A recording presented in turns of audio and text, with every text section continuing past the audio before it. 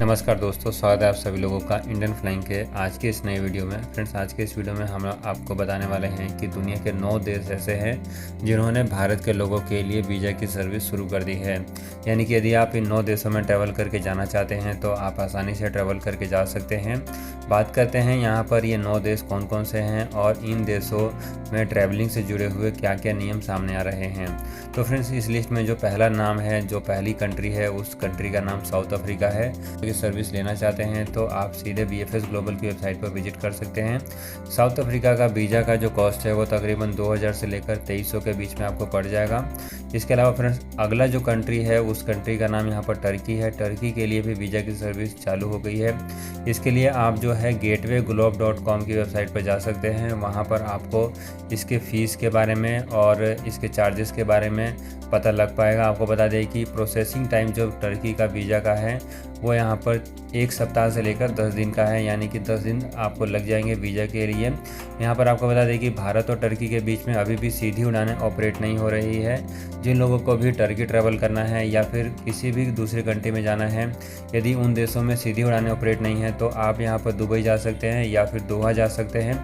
भारत और दुबई के बीच में भी अभी फ़्लाइटें चालू नहीं हैं, लेकिन आप यहाँ पर कतर जा सकते हैं। कतर के दोहा एयरपोर्ट से आप दूसरी कंट्री में ट्रैवल करके जा सकते हैं।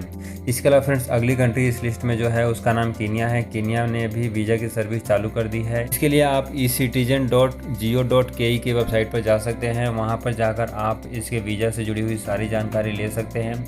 अगली कंट्री फ्रेंड्स यहाँ पर मॉरिशस है। मॉरिशस के लिए भी वीज़ा की सर्विस 15 जुलाई से चालू हो रही है। जिन लोगों को भी मॉरिशस घूमने जाना है या फिर किसी भी काम के सिलसिले से जाना है, अब वो सभी लोग मॉरिशस के लिए जा सकते हैं। आपको यहाँ पर बता दें कि अगली कंट्री जो है उस कंट्री का नाम जाम्बिया है। जाम्बिया के लिए भी वीज़ा की सर्विस शुरू हो गई है। यहाँ पर आपको बता दें कि यदि आपको जाम्बिया के लिए ट्रैवल करना है तो आपको eservices.zambia इमिग्रेशन की वेबसाइट पर जाना पड़ेगा और वहाँ पर जाकर आप इसके लिए और जानकारी इकट्ठा कर सकते हैं। फ्रेंड्स, यहाँ पर बात करें कि जाम्बिया के लिए वीज़ा की सर्विस का कॉस्ट कितना है, तो यहाँ पर वीज़ा की सर्विस का जो कॉस्ट है वो $50 के आसपास आपको पड़ेगा और यदि मल्टीपल एंट्री यदि आपको लेना है तो $150 के आसपास का आपको कॉस्ट पड़ जाएगा।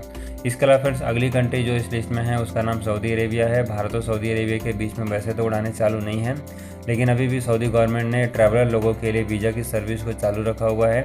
आपको बता दें कि भारतीयों के लिए वीज़ा की सर्विस जो है वो तकरीबन 300 सऊदी रियाल के आसपास है। इसके अलावा फ्रेंड्स, सऊदी गवर्नमेंट ने वर्कर्स लोगों के लिए भी वीज़ा की स्टैंपिंग शुरू कर दी है। इसके लिए आप सऊदी की एम्बेसी जो कि मुंबई में है और दिल्ली में है, वहाँ से आप संपर्क कर सकते हैं। आगे बढ़ते हैं और अगली कंट्री इस लिस्ट में है उसका नाम यूक्रेन है। आपको बता दें कि भारत और यूक्रेन के बीच में सीधी उड़ानें अभी चालू नहीं हैं, लेकिन वीज़ा की सर्विस जो है चालू है। इसके लिए आप वीज़ा यूक्रेन की वेबसाइट पर विजिट करके इसके बारे में और डिटेल जानकारी ले सकते हैं। आगे बढ़ते हैं, अगली कंट्री जो है उसका नाम अर्मेनिया है। आपको बता दें कि अर्मेनिया की गवर्नमेंट ने भी भारतीयों के लिए वीज़ा की सर्विस को चालू रखा हुआ है। इसकी और अधिक जानकारी के लिए आप www.mfa.am की वेबसाइट पर जा सकते हैं। वहां पर जाकर आप अर्मेनिया के वीज़ा, वहां के ट्रैवल इंश्योरेंस और मेडिकल इंश्योरेंस, इन सभी चीज़ों के बारे में जानकारी ले सकते हैं। आपको बता दें कि इस समय वीज़ा के अलावा कई कंट्री जो हैं इंश्योरेंस को भी कंपल्सरी कर रखी है। जैसे कि यदि आप किसी भी कंट्री में जाना चाहते हैं तो आपके पास इस समय कोविड इंश्योरेंस होना ज़रूरी है, उसके बाद ही आपको एंट्री मिल रही है। तो फ्रेंड, जो भी हम आपको कंट्री के नाम बता रहे हैं, उन कंट्री में ट्रैवल करने से पहले उन कंट्री के वीज़ा से जुड़े हुए सारे नियम जानने के बाद आप और भी दूसरे ट्रैवलिंग के नियम के बारे में पता कर लें कि वहाँ पर कोरोना वायरस टेस्ट का क्या नियम है। इसके अलावा इंश्योरेंस एप्लीकेबल है नहीं है और वो इंश्योरेंस किस तरीके का होना चाहिए, ये जानकारी आपको पता होना बेहद ज़रूरी है। इसके अलावा फ्रेंड्स, अगली कंट्री यहाँ पर तंजानिया है। तंजानिया ने भी भारत के लिए वीज़ा की सर्विस को चालू रखा हुआ है। इसकी ज़्यादा जानकारी के लिए आप evisatanzania.org वेबसाइट पर जा सकते हैं। वहाँ पर जाने के बाद आपको इसके बारे में और अधिक डिटेल जानकारी मिल पाएगी।